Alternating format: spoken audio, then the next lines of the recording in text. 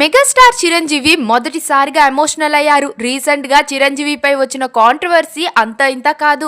Mega ఫ్యామిలీలో recent గా twins వచ్చిన సంగతి మనందరికీ తెలిసిందే. మెగాస్టార్ కోరుకుంటున్నట్లుగానే ఆ ట్విన్స్ లో మెగా వారసుడు కూడా వచ్చేశారు. ఈ మధ్య మెగాస్టార్ చిరంజీవిపై నెగటివ్ కామెంట్స్ చేస్తున్నారు నెటిజన్లు. దీనికి కారణం కూడా మనందరికీ తెలిసిందే. మెగా వారసుడు వచ్చారంటూ చిరంజీవి చెప్పడం కాంట్రవర్సీ క్రియేట్ అయ్యింది. ఇక నెటిజన్లంతా మెగాస్టార్ పై నెగటివ్ కామెంట్స్ చేస్తూ నానా రచ్చ చేస్తున్నారు.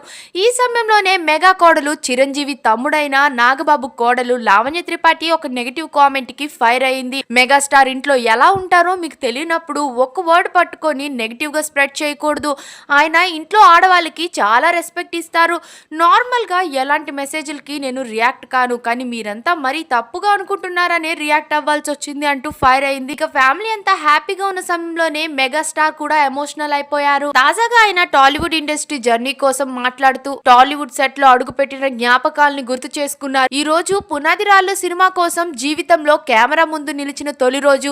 ఆ రోజు నాలో కలిగిన ఆతృత, ఆనందం, బాధ్యత, భావోద్వేగం మాటల్లో వర్ణించలేను. ఆ క్షణం ఇప్పటికీ నిన్న మొన్న జరిగిందేమో అన్నట్లే అనిపిస్తుంది. ఒక అందమైన చందమామ కథ లాంటి అనుభూతి అంటూ ఓ ప్రత్యేకమైన సందర్భంలో నాకు తొలి అవకాశం ఇచ్చిన మూవీ డైరెక్టర్, ప్రొడ్యూసర్ హృదయపూర్వకంగా కృతజ్ఞతలు తెలియజేసుకుంటున్నాను. వారి నమ్మకం, ప్రోత్సాహంతో వచ్చిన అవకాశంతో యాక్టింగ్ లో నా ప్రయాణానికి పునాదిరాళ్లు పడ్డాయి.